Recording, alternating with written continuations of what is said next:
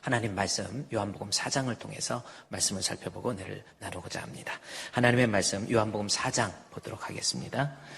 요한복음 4장에 있는 말씀 4장 5절부터 우리 19절까지의 말씀입니다. 페이지로 147페이지 요한복음 4장 5절부터 19절까지 말씀. 좀 긴 본문이지만 우리가 이 본문을 가지고 3주 동안 말씀을 공부했는데 또 이 가정의 달을 맞이해서 한 달 동안 또 쉬었거든요. 그래서 좀 긴 본문이지만 제가 봉독할 때 여러분이 기억을 좀 되살릴 수 있도록 잘 집중해 주시기를 바랍니다. 요한복음 4장 5절부터 제가 봉독합니다. 사마리아에 있는 수가라 하는 동네에 이르시니 야곱이 그 아들 요셉에게 준 땅이 가깝고 거기 또 야곱의 우물이 있더라. 예수께서 길 가시다가 피곤하여 우물 곁에 그대로 앉으시니 때가 6시쯤 되었더라. 사마리아 여자 한 사람이 물을 기르러 왔음에 예수께서 물을 좀 달라 하시니 이는 제자들이 떡을 먹을 것을 사러 그 동네에 들어갔음이로라.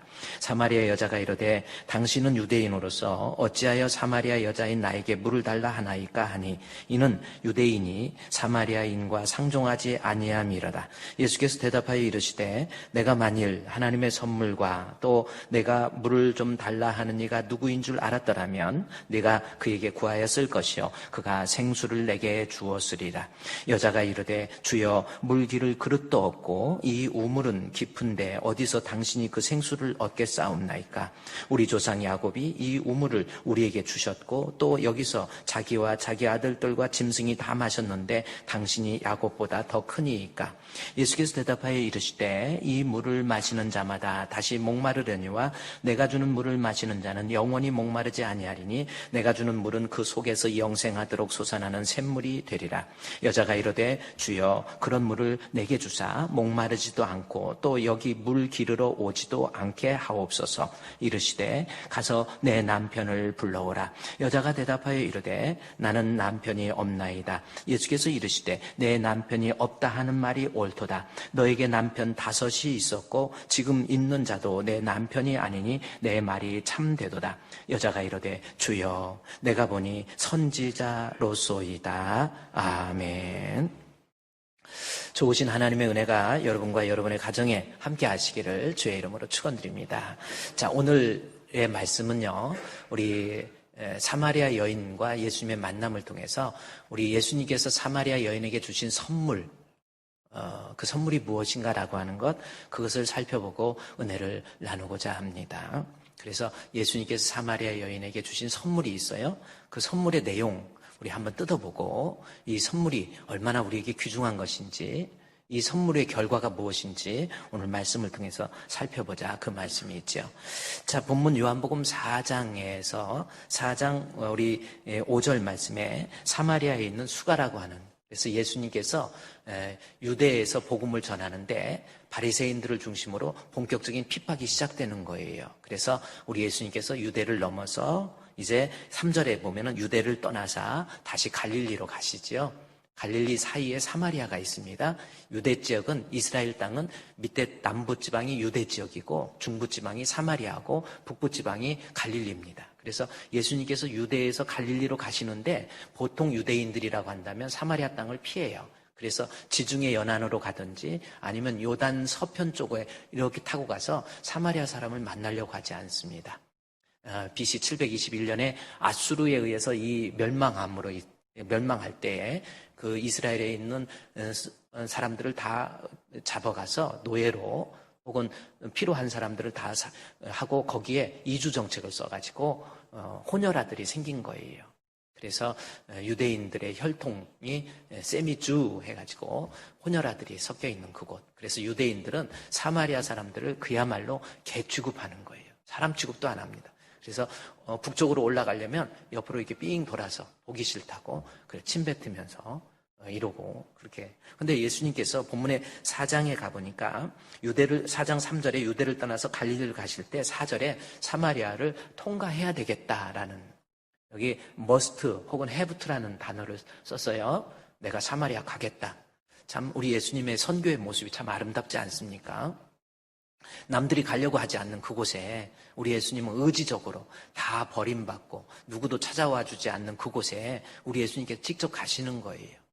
사실 우리가 지향해야 될 선교의 방향성도 그렇습니다. 다 되어 있는 곳, 좋은 곳 가서 우리가 선교하네, 뭐하네, 그거 아니지요. 남들이 그리스도의 복음이 소외된 곳에, 또 버려진 곳에 우리 예수님께서 사마리아 땅에 직접 의지를 가지고 내가 가야만 하겠다. I have to go 사마리아. 나는 사마리아로 가야만 된다. 참 이 모습을 봐도요, 우리 예수님 참 아름다운 모습이다라는 거지요. 4장 5절 말씀에 사마리아 수가라고 하는 동네에 이제 예수님께서 거기에 보면은 그 땅이 있는데, 그 아들, 그 동네에 야곱이 그 아들 요셉에게 준 땅이 있습니다. 야곱이 죽으면서 제일 사랑했던 아들 요셉에게 준 땅이 있었는데, 거기에 야곱의 우물이 있었어요. 그래서 예수님께서 우물에 도착하시고 난 다음에 그 우물에서 물을 깃고 있는 사마리아 여인을 만나서 물을 달라고 합니다. 7절에 물을 달라 하시죠. 그랬더니 9절에 사마리아 여자가 이르되 당신은 유대인인데 어찌하여 사마리아 여자인 나에게 물을 달라 하나이까? 이유는 유대인이 사마리아인과 상종하지 않는다라는 거죠. 어떻게 유대인인 줄 알았죠? 이 여인이 유대 사람하고 사마리아 사람 얼굴 똑같은데, 우리는 경상도 사람, 전라도 사람 말해보면 알잖아요. 그래서 유대에서 쓰는 말하고 사마리아에서 쓰는 말하고 벌써 틀린 거예요. 그래서 유대인인 줄 금방 알고 어떻게 나한테 물을 달라고, 나 같은 거한테 어떻게 물을 달라고 합니까? 그런 이야기를 하시는 겁니다.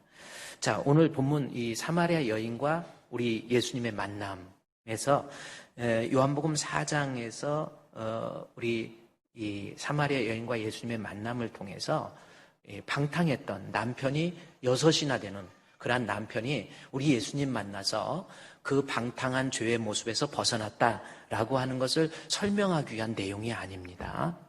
여러분, 성경을 해석할 때 성경 해석학적 원리가 있어요. 특별히 요한복음은 요한복음 2장에서 요한복음 12장까지 사인의 책입니다. 그리고 13장부터 20장까지는 표적의 그 영광의 책이라고 그렇습니다. 그래서 사인의 책, 영광의 책. 1장은 도입부고 마지막 21장은 결론적인 부분이잖아요. 그래서 2장에서 12장까지는 7가지의 표적이 나와 있어요. 표적은 뭔가 사인이라는 거예요. 그 표적은 뭐에 대한 예표라고 하는 겁니다. 그래서 요한복음 4장에서 사마리아 여인과 예수님의 만남을 통해서 어떤 예수님이 베푸신 어떤 사마리아 여인에게 베풀어 주신 어떤 은혜를 말하려고 하는 것이 아니라 이것은 표적과 사인이에요. 사마리아 여인의 만남이 우리 예수님과 어떤 관련이 있는지 예수님에 대한 표적입니다. 특별히 그래서 우리가 성경을 그렇게 해석을 해야 그것이 성경적으로 해석하는 모습이 돼요. 자, 전반부에서 한번 보십시오. 여러분이 성경을 보면 요한복음 4장 5절에서 우리 9절까지의 사마리아 여인과 만남에서 가장 키워드를 하나 찾아본다고 한다면 6절에 나와 있는 야곱의 우물입니다. 그래서 이 요한복음 4장을 성경적으로 제대로 이해하기 위해서는 먼저 키워드 야곱의 우물부터 이해해야 된다. 여러분께 말씀을 드렸죠.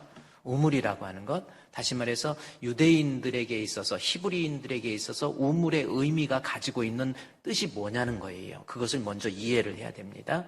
그래서 우리 예수님께서 이 요한이 예수님과 사마리아 여인의 만남에 그러한 연극을 한다면 뒤에 배경을 우물이라고 하는 것이 하나 쭉 있는 거예요. 그 우물을 통해서 독자들로 하여금 말해주고 싶은 내용이 있다라는 겁니다. 그러면 히브리인들이 가지고 있는 우물의 개념, 그게 뭔지 아세요? 그것은 어떤 한 남자와 한 여자의 만남을 통해서 혼례의 예식이 이루어지는 그러한 모습. 그래서 신랑과 신부의 특별한 만남의 장소로서의 우물이 히브리인들, 유대인들이 가지고 있는 개념이에요. 그래서 실제적으로 여기 본문에 요한복음 4장 6절에 야곱의 우물이 나오잖아요. 야곱의 아버지 이삭이 그의 사랑하는 아내 리브가를 만나는 것도 우물이라고 하는 것을 통해서 만나요. 신랑과 신부의 만남. 그리고 야곱 또한 그가 창세기 29장의 말씀에 보면은 그가 가장 사랑하는 아내 라헬을 만나는 것도 우물가에서 만납니다.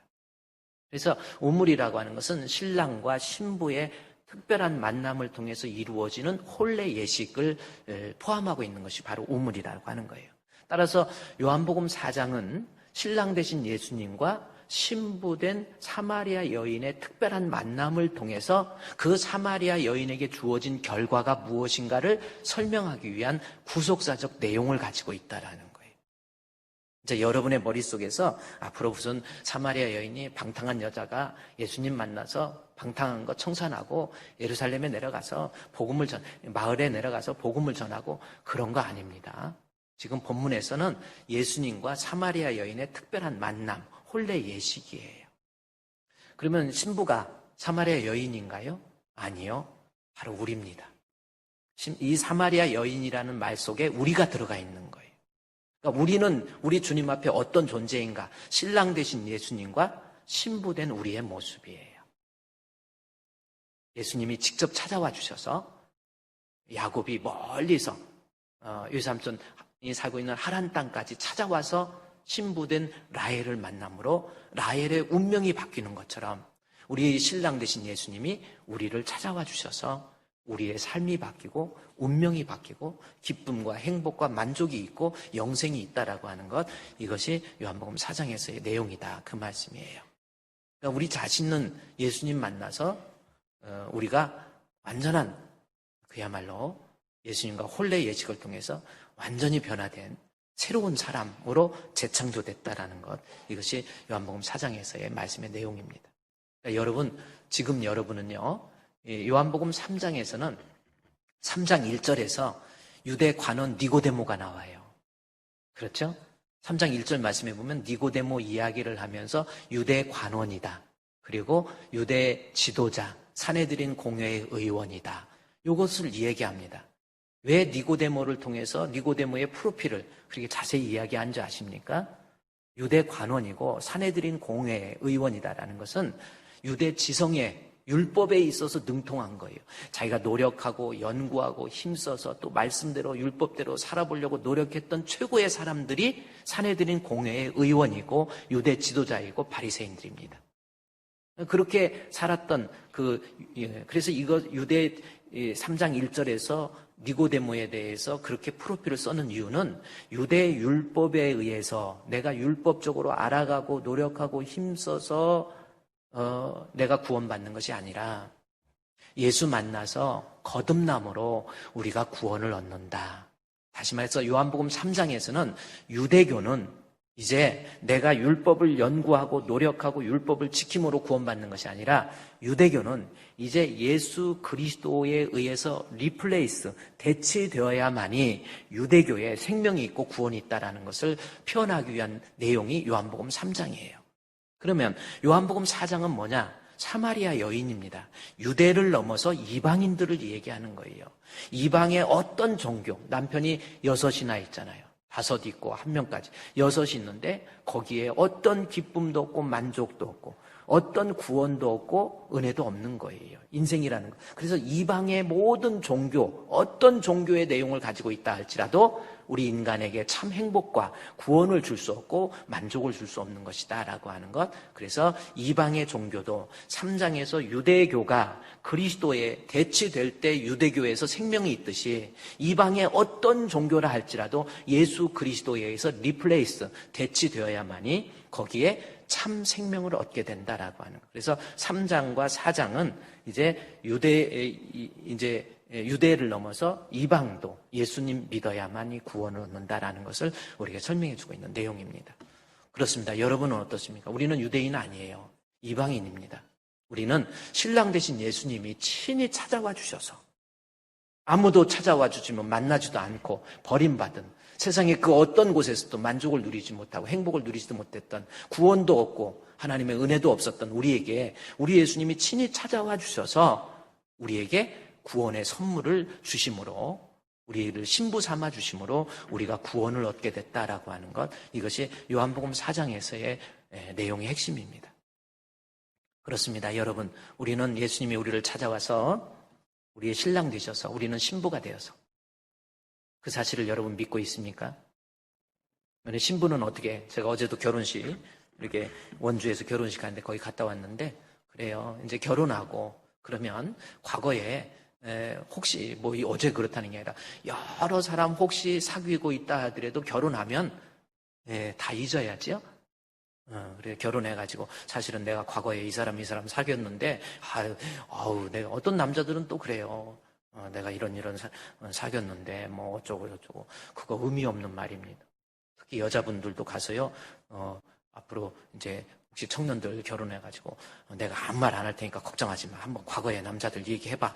그러면 그거 믿고 얘기했다간 큰일 나요. 그냥 얘기하지 마세요. 그냥 해야지. 이제 일단 결혼하면 과거는 다 있고 이제는 신랑 대신 자기 남편. 우리도 마찬가지예요.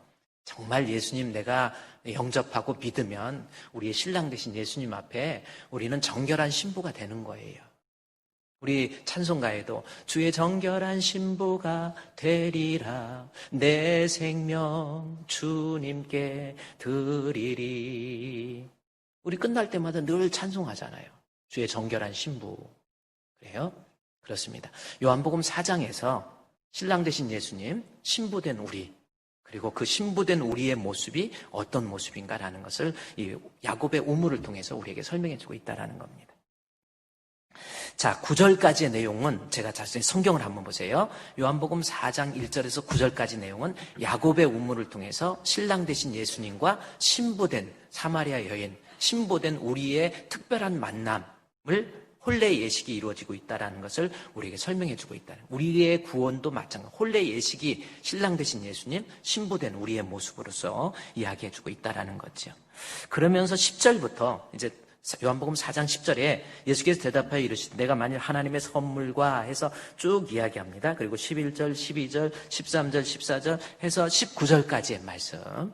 이 말씀을 통해서 여기에서 우리가 이해할 때 필요한 것은 가장 키워드는 뭔가라는 겁니다. 아까 6절에서 야곱의 우물이 키워드라고 했다고 한다면 요한복음 4장을 제대로 이해하려면 두 번째로 요한복음 4장 10절에 나와 있는 내용 중에서 하나의 키워드를 찾아야 됩니다. 요한이 이 성경의 저자 요한복음 4장 10절에서 무엇을 말하려고 하는지. 자, 여러분 제가 일전에 이 내용은 조금 얘기했기 때문에 그러면 4장 10절에서 19절까지 말씀을 통해서 키워드, 가장 중요한 우리가 이해해야 될 하나의 단어가 있습니다.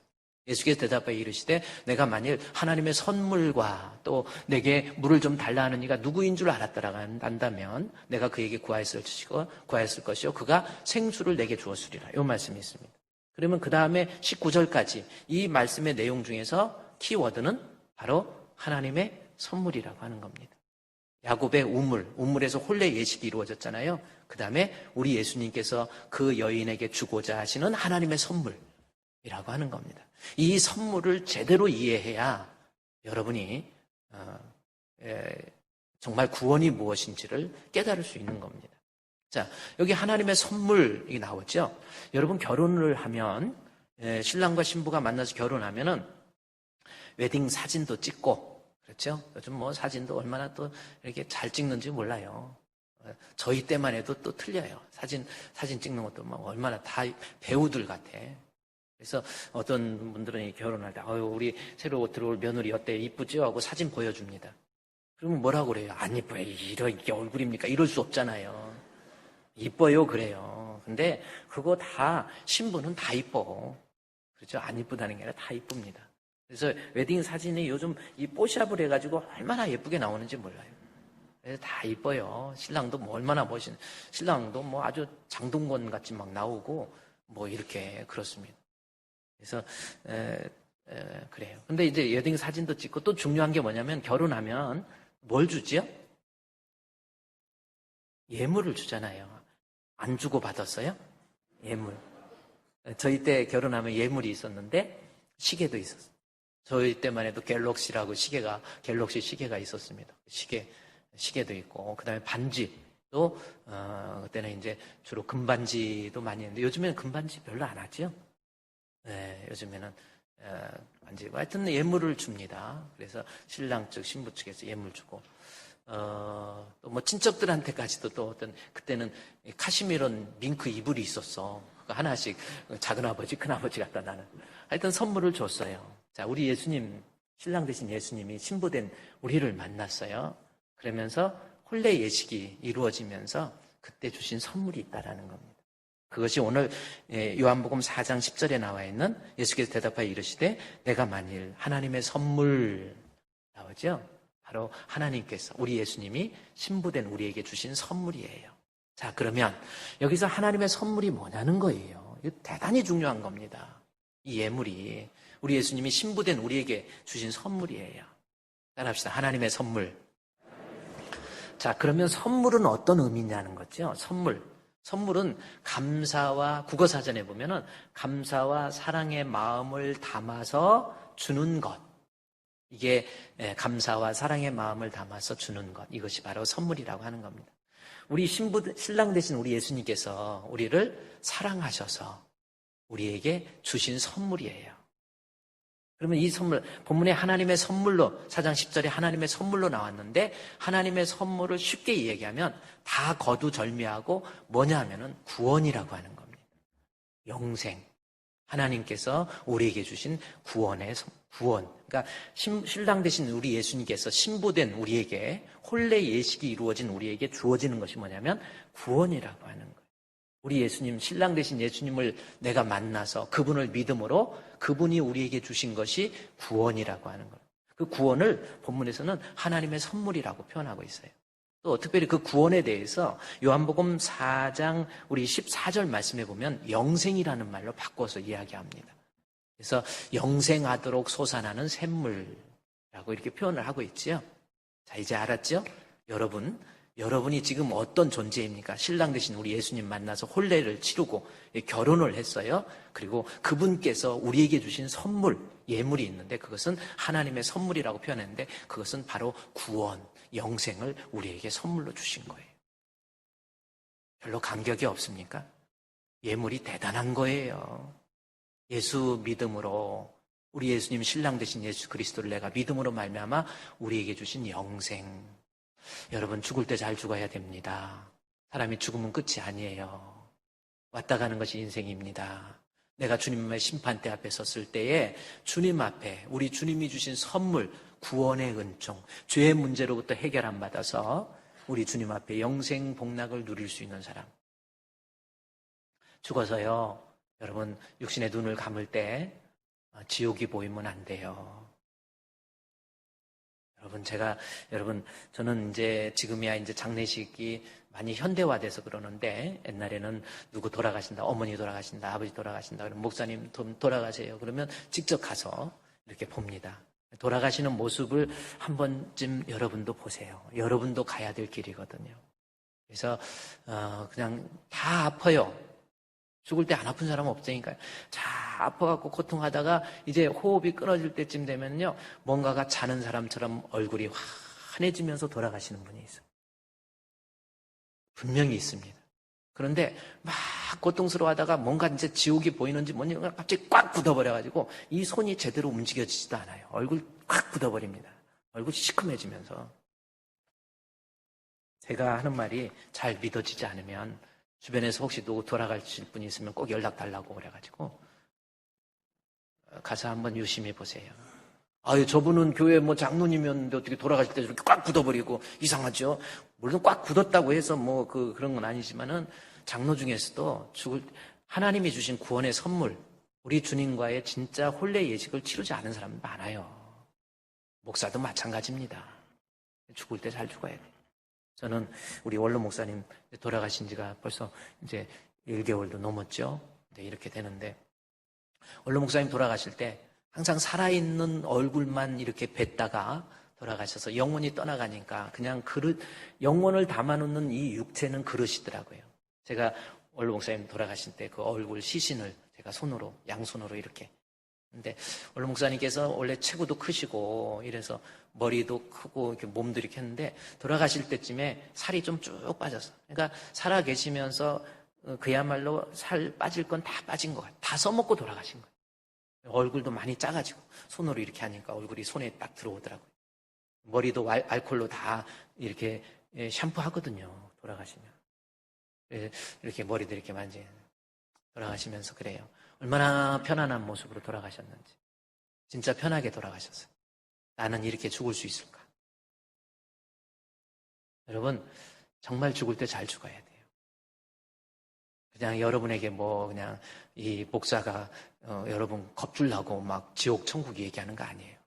반드시 하나님의 심판이, 사람이 한 번 죽는 것은 정하신 것이요 그 후에 심판이 있어요. 그 심판 때에 우리 주님이 주시는 구원의 선물, 영생 모두가 다 누릴 수 있는 우리 성도들 되시기를 주의 이름으로 축원드립니다. 자, 그런데 본문에서 우리에게 말하는 내용 중에서 하나님의 선물, 오늘 이 하나님의 선물, 구원, 영생이라고 그랬는데 이 구원, 영생이라고 하는 것이 어떤 특징을 가지고 있는지 여러분이 제대로 이해해야 돼요. 즉, 하나님이 주신 예물이 뭔가를 한번 뜯어보자는 거예요. 자, 구원이라고 하는 것이 하나님이 결혼의 혼례 예식, 예수를 믿는 자에게 주어지는 선물인데 그 구원의 특징, 첫 번째, 이 구원은 하나님께서 성부 하나님, 성자 예수님, 성령 하나님, 삼위의 하나님의 전적인 공작에 의해서 우리에게 값없이 주시는 것이 구원입니다. 다시 한번 잘 생각해 보세요. 구원은 내가 노력해서 내가 이 선물에 뭘 좀 도와서 보태서 만들어내는 것이 구원이 아니라 구원은 전적으로 하나님께서 우리에게 주시는 값없는 선물이 구원입니다. 구원은 내가 힘써서 되는 게 아니에요. 자, 이것을 본문에서는 어떻게 강조하고 있냐면 본문 요한복음 4장 10절부터 이게 말이 강조해요. 요한복음 4장 10절에서 14절까지의 말씀을 통해서 구원이 가지고 있는 특징 하나, 이거 이야기하고 있고요. 그다음에 내려가서 15절부터 19절까지 말씀을 통해서 구원이 가지고 있는 두 번째 특징, 그러니까 하나, 두 개를 우리에게 설명해 주고 있다는 겁니다. 그러면 첫 번째 하나님의 선물, 즉 구원이라고 하는 것이 무엇인가를 요한복음 4장 10절부터 여기 나와 있는 우리 14절까지 말씀을 보면은 우리가 단어를 통해서 구원이 이거구나라는 것을 우리에게 설명해 주고 있다는 겁니다. 그것이 뭔가 봤다면 자, 요한복음 4장 우리 11절 말씀에 보면 4장 11절에 보세요. 우리가 눈여겨봐야 될 것이 여자가 이르되 주여 물 기를 그릇도 없고 이 우물은 깊은데 어디서 그 생수를 얻을 수 있습니까? 여기에서 우물이라고 하는 것이 있습니다. 그 다음에 또 하나 12절에서 우리 조상 야곱이 이 우물 해서 우물이 나옵니다. 그렇죠? 그럴 때 이 우물을 우리에게 달라고 그러니까 예수님께서 14절에 내가 주는 물은 마시는 자는 영원히 목마르지 아니하리니 내가 주는 물은 그 속에서 영생하도록 솟아나는 샘물 이라고 하는. 사마리아 여인은 자꾸 우물 그러고 예수님은 샘물 그럽니다. 그러면 제가 지난번에 여러분께 말씀드렸지만 여러분 우물과 샘물의 차이가 뭡니까? 예수님이 사용하고 있는 샘물과 사마리아 여인이 사용하고 있는 우물의 차이가 뭐냐는 거예요.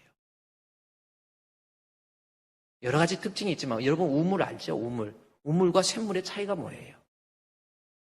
지금 이 요한복음에서 요한문의 저자는 이 헬라어의 또 다른 단어를 사용, 우물과 샘물의 차이를 통해서 우리에게 주어지는 하나님의 선물 구원이 어떤 특징을 가지고 있는가를 설명해 주고 있다니까요. 좋습니다. 우물은 인간이 노력해서 파는 것이 우물이에요. 그렇죠? 여러분이 우물을 판다 그러잖아요. 우물을 인간이 노력해서 팔면 우물이라고 하는 것이 생겨요. 그런데 솟아나는 샘물은 여러분 인간이 노력해서 솟아나는 게 아니에요. 샘물은 자연적으로 나오는 거잖아요. 샘물이. 내가 노력해서 샘물이 나오는 게 아니라니까요. 그 차이입니다. 구원이라고 하는 것, 영생이라고 하는 것, 이 두 가지 단어의 특징을 통해서 우리의 구원이라는 것은 내가 노력해서, 내가 파서, 내가 힘써서, 내가 고행을 해서, 내가 선한 일 많이 해서, 내가 좋은 일 많이 해서, 내가 돌을 많이 닦아서 얻어지는 것이 구원이 아니에요. 구원은 전적으로 우리 하나님께서 값없이 주시는 것, 우리 하나님께서 영생하도록 솟아나는 샘물, 하나님이 주시는 그러한 선물이라고 하는 겁니다. 자, 여기에서 우리가 중요한 말씀, 이거 예배소서에 가보세요. 예배소서 넘어가 보세요. 갈라디아서, 예배소서. 여러분도 성경도 조금씩 찾아보시고요. 예배소서에 보도록. 고린도전서, 고린도후서, 갈라디아서, 예배소서 2장에 말씀해 보십시다. 2장 8절 말씀에 예배소서 2장 8절 말씀을 여러분 한번 보십시오. 우리의 구원이 뭔가? 2장 8절 우리가 암송해야 될 만큼 중요한 말씀입니다.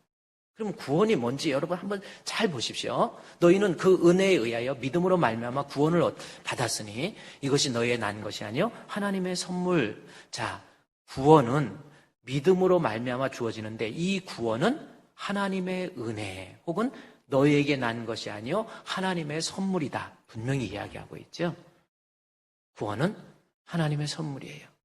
내가 노력해서 내가 어떤 선한 일 많이 해서 내가 그 구원을 이루기 위해서 어떤 공적을 쌓아서 내 구원이 이루어지는 게 아니라는 겁니다. 행위에 의한 것이 아니라 그냥 하나님께서 100% 하나님이 내게 주신 그 은혜가 구원이라는 거예요. 그래서 이 에베소 2장 8절 다음 절에 9절에 보면 뭐라고 이렇게 됐습니까? 행위에서 난 것이 아니니 이는 누구든지 자랑하지 못한다. 행위에서 난 것이 아니라니까요. 우리가 이것을 지금 머릿속으로는 알고 있어요. 그런데 구원이 지금 에베소서에서 구원은 하나님께서 우리에게 값없이 준 거지 네가 노력해서 네가 힘써서 네가 보태서 이루어지는 것이 구원이 아니라 행위에서 난 것이 아니다. 하나님의 값없는 은혜이다 라고 하는 것, 이 사실을 우리에게 이야기해 주고 있죠. 자, 그러면 이 사실이 얼마만큼 중요한 내용이냐면 우리가 신학을 이루어가는데 이 사실 너무너무 중요한 내용이에요. 그래서 에베소서 1장, 2장 전체에서 지금 그 얘기 계속하는 거예요. 구원은 내 거 아니라, 내가 한 것이 아니라, 내 노력이 아니고 하나님이 주신 하나님의 은혜. 자, 그러면 우리 기독교가 뭔지를 역사적으로 한번 쭉 살펴봅시다. 자, 기독교가 뭔가? 기독교가 뭡니까? 한번 생각해 보십시다. 자, 이제 이 기독교라는 것이 도대체 뭐고, 천주교가 뭐고, 이슬람이 뭐고, 불교가 뭐고, 이런 것들이 성경에 그대로 연결돼서 설명되고 있어요.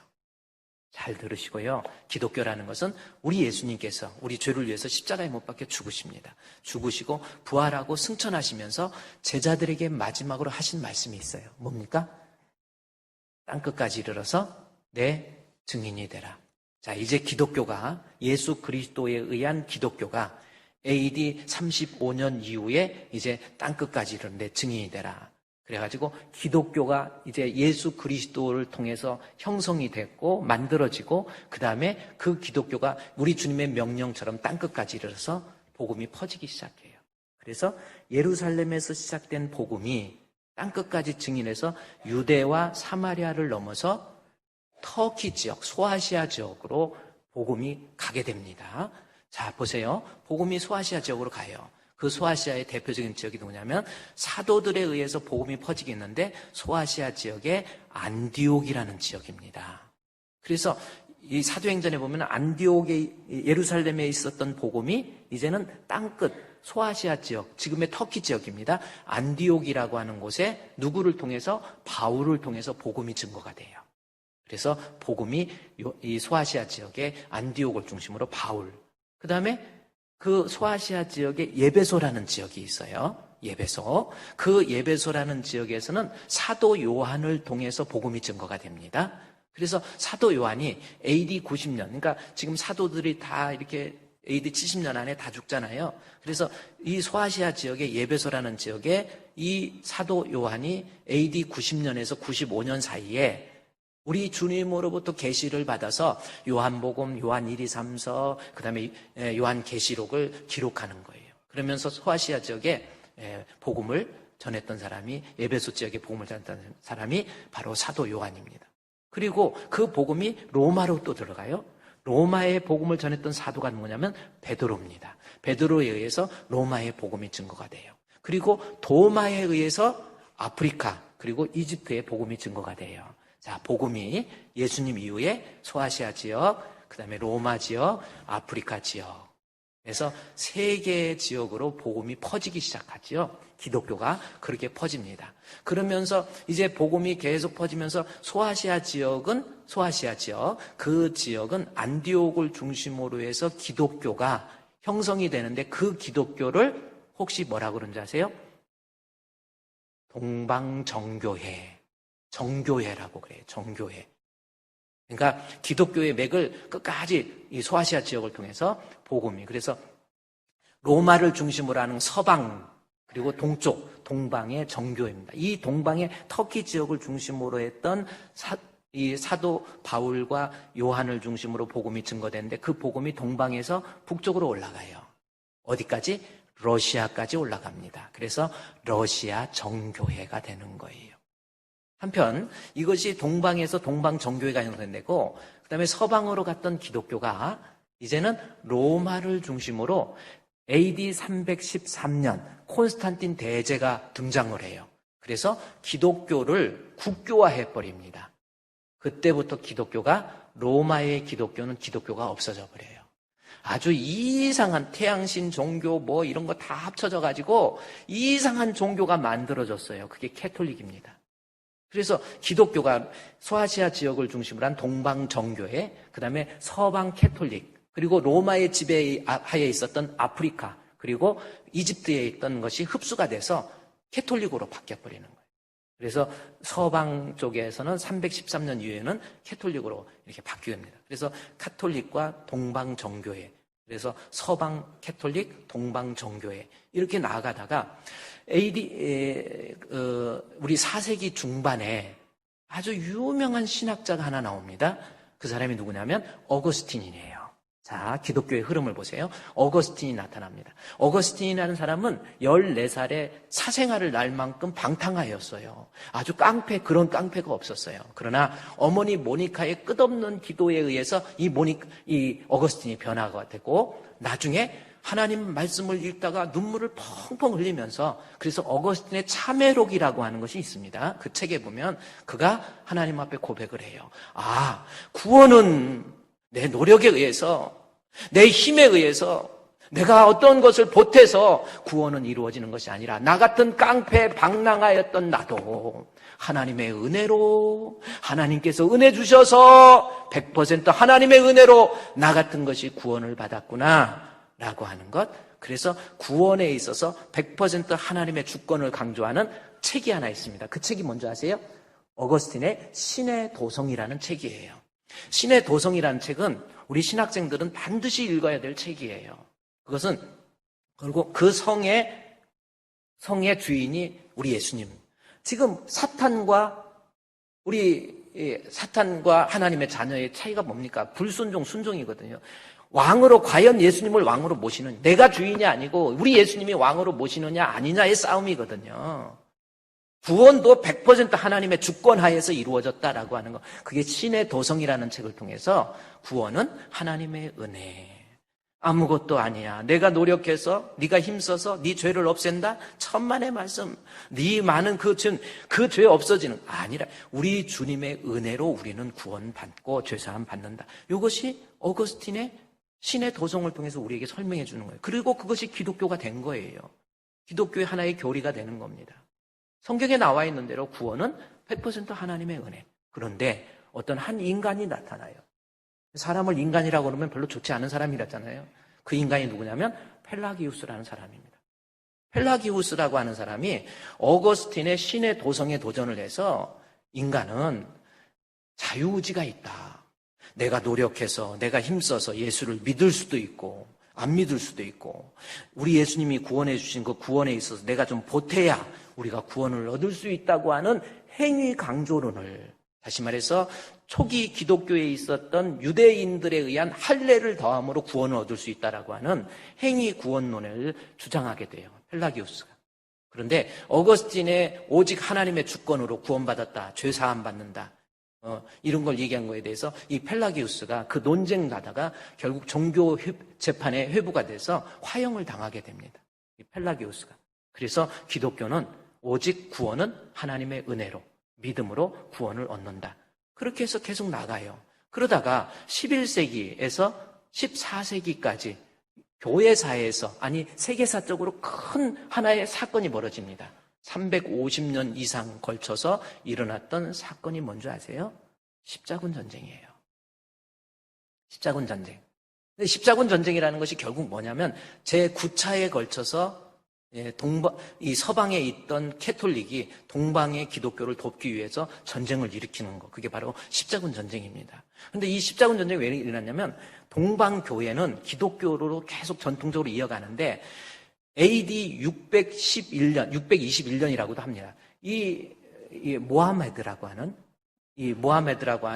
이 이슬람 교의 창시자가 예루살렘에서 계시를 받았다고 그러면서 예루살렘을 점령해버리는 사건이 예루살렘 지역으로 해가지고 이 모하메드 종교가 예루살렘 지역뿐만 아니라 모든 지역, 이슬람 지역이 상당히 넓어요. 소아시아 지역 전부 다 이슬람 다 돼버린 거예요. 그리고 이슬람 지역으로 다 이렇게 확대가 되다가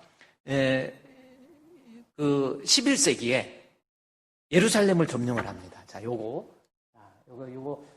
여기 예루살렘이 좀 작게 나왔는데 여기 예루살렘에서 시작된 복음이 이쪽 소아시아 지역을 중심으로 동방 정교회 그리고 위로 올라가서 러시아 쪽으로 해서 러시아까지 그리스 정교회라고 하잖아요. 정교, 그리스도의 정교. 그리고 이 로마에는 313년 이후에 카톨릭으로 해가지고 기독교가 캐톨릭과 정교회로 나누어지는 거예요. 그런데 캐톨릭은 행위에 의해서, 노력에 의해서 우리가 구원을 얻는다. 이것을 강조하고 온갖 종교가 합쳐졌어요. 그런데 11세기에 이슬람이 확대를 합니다. 이슬람 이 세력이 얼마나 확대되는지 이 아프리카 쪽까지 다 확대가 돼버려요. 그러다가 11세기 초반에 이슬람에서 예루살렘을 점령을 해버린 거예요. 예루살렘은 점령할 수 없는 지역이에요. 지금도 마찬가지잖아요. 예루살렘은 기독교, 유대교, 그 다음에 이슬람에게 있어서는 뺏길 수 없는 성지입니다. 유대교에 있어서는 아브라함이 그 아들 이삭을 바친 모리아산이 있던 곳이라 해서 뺏길 수가 없고요. 그 다음에 기독교는 예수님께서 십자가에 못 박혀 죽으시고 부활 승천하신 곳이 예루살렘입니다. 그리고 또 이슬람교에게 있어서는 모하메드가 계시를 받았다라고 하는 곳, 그것이 예루살렘이에요. 그런데 11세기에 이 이슬람이 이곳을 점령해버린 거예요. 이것을 점령해버리니까 이 동방에 있던 정교회에서 할 수 없이 로마에 있는 캐톨릭한테 지원 요청을 해요. 그러니까 로마의 캐톨릭이 지금 동방의 정교회하고 나눠져 있었거든요. 그러니까 로마 캐톨릭이 이번 기회에 교황권을 좀 강화해야 되겠다 해가지고 10번에 걸친, 약 9차, 10차 그러는데 10번에 걸친 십자군 전쟁을 일으킵니다. 십자가 가슴에 달고 방패 들고 엄청난 사륙을 하지요. 십자군 전쟁. 십자군 전쟁은 350년이 넘는 세월 동안 전쟁을 치르는데 엄청난 사람이 죽게 돼요. 십자군 전쟁이 14세기 이제 거의 끝을 맺으면서 이제 어떤 사건이 벌어지냐면 십자군 전쟁이 끝을 낼 쯤에 아무런 성과도 없어요. 단지 성과라고 한다면 십자군 전쟁을 해서 로마 캐톨릭이 이제 정교회까지 다 지배해버린 거예요. 지배해버리고 그 다음에 로마 캐톨릭이 얻을 수 있었던 것이 뭐냐면 이 터키 지역, 소아시아 지역에 있었던 아리스토텔레스, 소크라테스의 제자 아리스토텔레스가 쓴 이 철학 전집을 흡수해서 가지고 가가지고 이 로마로 가지고 갑니다. 로마로 가지고 가서 이 철학 전집을 그대로 아리스토텔레스의 철학 전집을 가지고 가지고 로마에 가지고 가요. 근데 로마에서 교리를 만들고 연구하는 신학 연구원이 있는데 그것이 수도원이에요. 캐톨릭의 수도원입니다. 그 수도원에 유명한 학자가 하나 있었어요. 그 사람이 누구냐면 토마스 아퀴나스예요. 토마스 아퀴나스가 아리스토텔레스의 그 철학 전집을 가지고 거기에다가 드디어 캐톨릭에 있는 교리를 만드는 거예요. 그 교리가 신학대전 1, 신학대전 2 해가지고 토마스 아퀴나스가 오늘날 캐톨릭의 교리를 만든 거예요. 그 교리의 내용을 보면 인간에게 있어서 구원이라고 하는 것, 죄의 문제는 사람이 노력해서 얼마든지 해결할 수 있다라는 거예요. 구원도 얼마든지. 그래서 강조한 것이 뭐냐면 교황 무오설, 그리고 교황이 사죄권이 있다라는 거예요. 교황 사죄권. 그 다음에 또 면죄부를 판매하고 뭐 이런 일들이 이제 벌어지는 거죠. 그래서 천주교에서는 죄의 문제를, 우리를 구원하는 이 죄의 문제를 어떻게 생각하냐면 영세를 받으면 원죄는 없어지는 거예요. 이게 토마스 아퀴나스가 주장하는 겁니다. 영세를 받으면 우리의 원죄가 없어져. 그리고 자범죄를 없앨 수 있는 방법은 교황한테 고해성사하는 거예요. 자범죄가 없어지는 거예요. 그래서 천국 가는 거예요. 그런데 문제는 뭐냐면 고해성사하고 나서 한 일주일 있다 죽었으면 일주일 안에 고해성사 못한 건 어떡하냐는 거예요.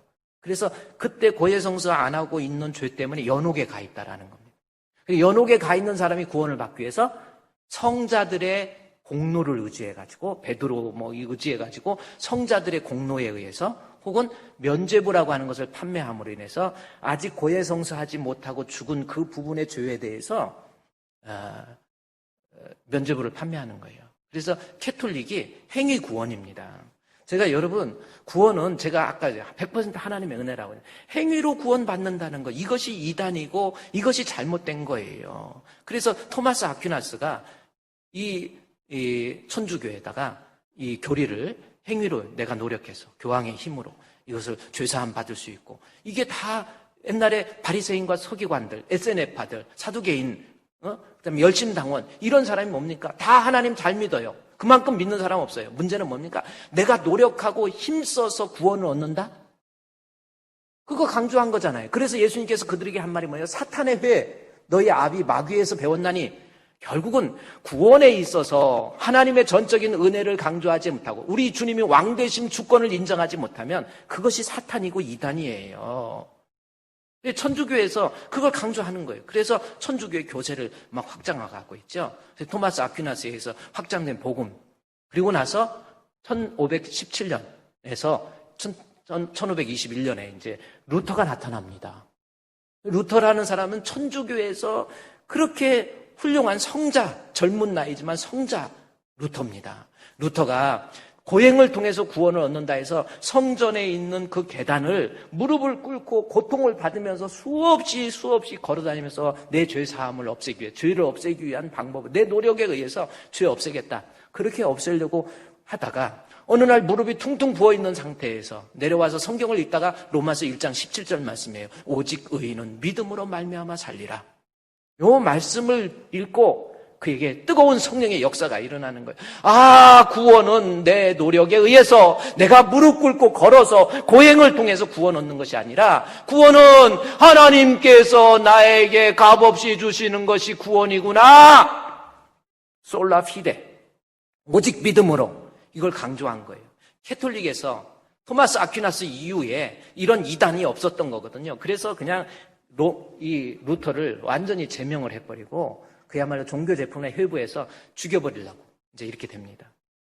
캐톨릭은 인간의 노력에 의해서 죄 없앤다고 그랬잖아요. 이게 이단이라는. 그래서 이 루터가 종교 개혁을 해서 그때 생겨난 것이 그리스 정교회, 아까 동방 정교회 없어졌던 기독교가 십자군 전쟁 이후에 캐톨릭이라고 하는 것이 전 세계에 다 기독교가 캐톨릭이 돼버렸던 거예요. 거기에서 성경으로 돌아가자. 솔라 피데, 솔라 스크립추라, 솔라 그라티아. 오직 하나님의 영광, 오직 하나님의 성경, 오직 믿음으로 그걸 강조해가지고 루터가 프로테스탄트 종교개혁을 한 거예요. 종교개혁을 해가지고 기독교가 이제 다시 복원이 된 거예요. 초대교회에서 가지고 있었던 그리스 정교회, 원래 그리스 정교회, 그 다음에 러시아 정교회, 그 정교회가 가지고 있었던 사도들에 대한 그 신선한 하나님이 주신 섞이지 않는 그 복음을 가지고 기독교가, 개신교가 생긴 거예요. 그랬더니 그 루터에 의한 종교개혁에 의해서 반대했던 사람이 에라스무스입니다. 에라스무스가 나타난 거예요. 에라스무스가 뭐라고 하냐면은 루터의 종교개혁에 대해서 행위로 구원 얻는다는 것을 아니고 오직 믿음에 대해서 아니다. 인간에게는 자유의지가 있다. 내가 노력해서 얼마든지 구원을 얻을 수 있다. 그것을 에라스무스가 또 주장하기 시작하고 그것을 학문적으로 체계화해서 만든 사람이면 아르미안이에요. 아르미안이즘이라는 겁니다. 아르미안에서 뭐가 나옵니까? 그래서 행위에 의해서 구원은 내 노력에 의해서 내가 힘써서 내가 예수 믿는 것도 내 노력으로 이래서 구원을 얻는다. 대단히 합리적인 것 같죠? 거기에서 새어난 기독교의 종파가 뭡니까? 감리교회예요. 감리교는 내가 노력에 의해서 내가 예수님을 잡을 수도 있고 놓을 수도 있고 그래서 거기서 감리교가 성결교는 뭡니까? 성결교는 원래 없는 거예요. 그냥 일본이나 그런 데서 감리교의 옆에서 생겨난 겁니다. 그래서 성결교, 감리교가 아르미아니즘, 행위를 강조하는 거죠. 행위 구원입니다. 그리고 장로교, 그리고 침례교, 켈비니즘. 그래서 아르미아니즘의 5가지 교리의 반박문이 칼빈이 주장한 The Five Point of Calvinism이라고 하는 5가지 교리를 만들어서 튤립이라고 그러죠. 적극적으로 방황. 그래서 구원은 오직 예수, 구원은 오직 주님의 능력으로, 하나님의 은혜로 이것이 구원이라는 겁니다. 행위로 구원 얻는 거 아니에요. 성경이 계속 나와요. 바리새인과 서기관, 여러분 그만큼 하나님 믿습니까? 내 공로, 내 노력 그만큼 노력하는. 그러나 그들을 향해서 예수님 하신 말씀, 사탄의 회. 루터도 사탄의 내 공로가 아니에요. 구원은 전적으로 어거스틴이 얘기한 것처럼 하나님, 나 같은 것 도저히 구원받을 수 없지만 나 같은 것을 구원해 주신 하나님 감사합니다. 우리 그래서요, 여러분 장로교 이렇게 하는 게 구원이 우리의 노력이 아니에요. 그래서 이 말씀에 대해서 예배서 2장 8절에 한번 성경을 보십시오. 너희는 그 은혜를 인하여 믿음으로 말미암아 구원을 받았으니 이것이 너에게 난 것이 아니요 하나님의 선물. 분명히 성경이 얘기하잖아요. 그러면서 뭐예요? 행위에서 난 것이 아니니 이는 누구든지 자랑하지 못한다. 내가 노력해서 구원받는 거 아니니까 주님 앞에 나타낼 거 없다라는 거예요. 그러면서 우리 10절 말씀해 보시죠. 우리는 그가 만드신 바라. 여기서 만들었다라는 것은 재창조의 단어입니다. 예수 그리스도를 믿음으로 우리가 완전한 사람으로 재창조된 거예요. 할렐루야! 재창조됐으니까 어떻게 합니까? 10절에 그가 만드신 바라 그리스도로 예수 안에서 선한 일을 위해서 우리를 하나님께서 선택해 주시고 예수님 십자가에 못 박혀 죽으시고 성령께서 감화 감동 역사해서 나를 재창조하신 이유가 뭐예요? 선한 일 하라고. 그러면 선한 일이 뭡니까? 여기 본문에 예배서 1장에서 나오는 거예요. 선한 일이 뭡니까? 2장 1절부터 보십시오. 2장 1절에 선한 일, 이것만 봐야 됩니다. 2장 1절에 그는 허물과 죄로 죽었던 너희입니다. 우리는요, 죄 때문에 우리는 가망에 완전히 죽은 거예요. 육신이 죽었다는 게 아니라 영혼이 죽었습니다. 그러면서 2장 2절 3절에 보면은 불순종 가운데 역사하는 마귀에 의해서 우리는 지금도 육신적이고 세상 풍조를 따르고 육체의 욕심을 따르는, 그래서 그로 인해서 본질상 진노를 받을 수밖에 없는 죄인이었는데 보세요. 본질상 진노, 하나님의 진노를 피할 길이 없어요. 내가 아무리 착하게 산다 하더라도 불순종 가운데 역사하는 이 역사가 헬라어에 보면 현재형을 썼단 말이에요. 지금도 우리 마음을 역사하고 주관하고 흔들고 마귀가 내 마음을 빼앗아버리고 내가 아무리 착하게 살고 노력을 한다 하더라도 우리는 본질상 진노를 받을 수밖에 없는데 우리 하나님의 크신 은혜 뭡니까? 4절에 긍휼이 풍성하신 하나님이 우리를 사랑하신 그 큰 사랑을 인하여 허물로 죽은 우리를 그리스도와 함께 살리셨고 6절에 함께 일으키사 하늘에 앉혀주셨다. 이 말씀이 있잖아요. 그러니까 선한 일이라고 하는 것이 본문에서 뭐냐면 나 같은 것 구원해 주시다니 하나님 감사합니다. 그 감격이 우리 속에 살아있어야 돼요. 여러분, 그 감격이 없는데 어떻게 내가 하나님 앞에 나는 정말 은혜로 구원받았다 말로만 하는 게 아니라 여기 보면 선한 일이 뭡니까? 살아가면서 때로는 원망하고 불평할 수밖에 없지만 그러나 나 같은 것 구원해 주시다니 하나님 감사합니다. 하나님 크신 사랑은 증망다 못하며 영원히 변치 않는 사랑 성도여 찬양하세. 그 감격이 우리 속에 꿈틀려야 그 사람이 진짜 하나님의 선물, 구원의 감격, 그것이 있는 사람이어야만이 그 사람이 진짜 구원받은 하나님의 모습이에요. 어디서 자랑합니까? 여기 보세요. 행위에서 난 것이 아닌데 누구든지 자랑하지 못한다. 나는 교회에서 이만큼 일했다. 아니에요. 나는 교회에서 장로다, 집사다, 목사다. 아니에요. 자랑할 거 없어요. 나 같은 거 구원해 주신 주님 하나님 감사합니다. 그 감사의 감격이 우리의 삶을 통해서 묻어나는 거예요. 그 감사의 감격이 묻어나는 게 뭡니까? 예배서 1장에서 계속 강조하는 게 있어요. 그게 뭡니까? 예배서 1장 3절부터 보십시오. 찬송하리로다. 찬송이 나오죠. 계속해서 강조하는 것이 뭡니까? 찬송 6절에서도 영광을 찬송하게 하려 하는 것이다. 찬송 나오죠. 그 다음에 계속해서 하늘에 있는 것이나 땅에 있는 것이나 하면서 12절에 영광의 찬송이 되게 한다. 14절에 그를 속량하신 우리를 찬송하게, 하나님 찬송하게. 찬송이라는, 내가 정말 구원의 감격이 있으면 하나님 앞에 찬송하는 거예요. 감사하고 찬송하고 아무것도 아닌데 원망하고 불평하고 뭔 얼굴에 기쁨도 없어요. 그냥 교회만 다니는 거예요. 아직 구원의 감격이 없잖아요. 내게 주신 구원의 감격에서 날 계속하신 예수께 내 생명 모두 드리니, 선한 일 하라고 나를 재창조해서 선택해 주셨다라는 겁니다. 여러분, 찬송이 있습니까? 저는 이제 음악성이 좀 떨어져가지고 찬송해서 그러지, 사실 오늘 불렀던 찬송 298장 찬송 부르면서 제가 집에서도요, 얼마나 참 감사한지. 그 찬송이, 여러분 찬송가 그 가사, 속죄하신 구세주를 내가 찬송하리라. 내게 자유 주시려고 주가 고난 당했네. 그 신사랑 찬양하리. 나의 죄 사하려고 십자가에 죽임 당한 나의 주 찬양하리. 할렐루야! 나 같은 것 구원해 주신 주님 앞에 늘 감사하면서 찬송하면서, 나중에 그랬죠, 예배 드리고. 아니 어떻게 구원의 감격이 있으면서 툭 하면 예배 빠진대요? 아유, 피곤해서, 코로나 걸릴지 몰라서. 제가 했죠, 예배 드리다가 코로나 안 걸린다니까요. 아니 수요일도 안 나오고 심야교도 안 나오고 코로나 걸릴지 모른다는 거예요. 아니 근데 마트는 또 그렇게 잘 다녀. 아니 버스나 지하철에 100명이 넘는 사람들이 와 있으면서도 거기선 가면 안 되잖아요. 어떻게 놀러는 잘 다니면서 교회에서 예배드리면 코로나 걸리면. 아니 정말 나 같은 것 구원해 주신 주님, 하나님 앞에 예배, 하나님 앞에 찬송, 하나님 앞에 봉사, 하나님 앞에 드림, 이게 나온 거예요. 여기 본문에 보십시오. 5절 말씀에서 2장 5절, 허물로 죽은 우리를 그리스도와 함께 살리셨고 하늘에 앉히시고, 그리고 이 7절에 봅니까? 그리스도 예수 안에서 우리에게 자비하심으로 그의 은혜의 지극히 풍성함을 오는 여러 세대에 나타내고. 그래서 나타내는 게 복음 전도예요. 근데 전도를 말로 하는 게 아니라 내 삶의 변화된 모습을 통해서 예수님 묻혀서 전하는 거잖아요. 뭐 예수 믿고 변한 게 뭐 있습니까?